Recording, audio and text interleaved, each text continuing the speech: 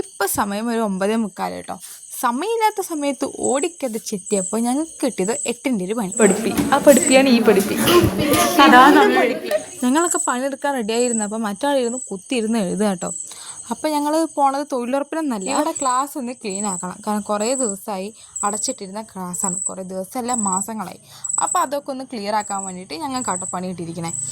ഇതൊരു ITI ആണ്, അതിനാൽ തന്നെ കുറച്ചധികം സ്പേസ് ഉണ്ട്. അപ്പോൾ ഞങ്ങൾ കുറച്ച് ബെഞ്ചോൾ ക്ലാസ്സിനായിട്ട് അവിടേക്ക് മാറ്റി വെച്ചു.